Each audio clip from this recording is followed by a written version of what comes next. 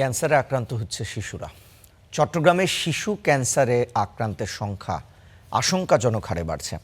4 বছরের ব্যবধানে আক্রান্ত বেড়েছে অন্তত 1.5 গুণ।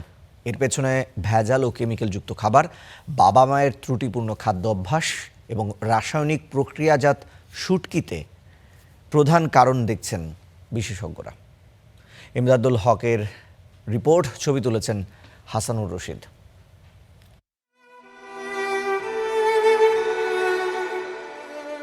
বয়স মাত্র 3 মাস।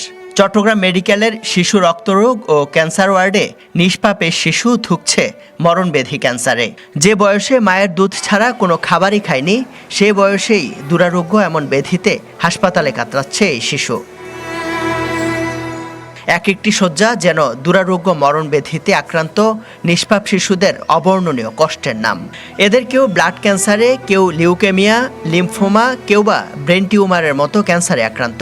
মরণ ব্যাধিতে আক্রান্ত ছোট্ট ছোট্ট এসব শিশুদের নিয়ে এক দুঃসহ সময় পার করছেন অভিভাবকরা।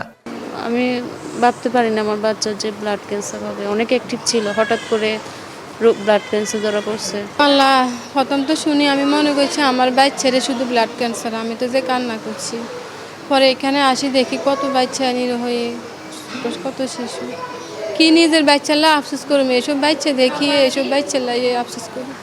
আমার একটা মাত্র ছেলে, আমি ওকে বাঁচাইতে চাই। অনেক কষ্ট করে আমি চিকিৎসা চালাই, সবার কাছে হাত পেতে পেতে আমি টাকা নিয়ে আমার ছেলেকে চিকিৎসা করাইছি। এখানে বাংলাদেশে নাই, ইন্ডিয়ায় হয় রক্তনালী সার্জারি। তো আমাদের স্যার বলছেন যে কেমো দিয়ে যতদিন থাকতে পারে ততদিন থাকবে। তথ্য বলছে, হাসপাতালে ভর্তি থাকা শিশুর কয়েক গুণ ক্যান্সার আক্রান্ত। শয্যার অভাবে অনেকেই হাসপাতালে থেকে চিকিৎসা নিতে পারছে না। চিকিৎসকরা বলছেন, বাবা মায়ের ত্রুটিপূর্ণ খাদ্যাভ্যাস, বিভিন্ন কেমিক্যালযুক্ত খাবার, বিশেষ করে বিষ দিয়ে প্রক্রিয়াজাত শুটকির কারণে চট্টগ্রাম কক্সবাজার অঞ্চলে আক্রান্ত বেশি।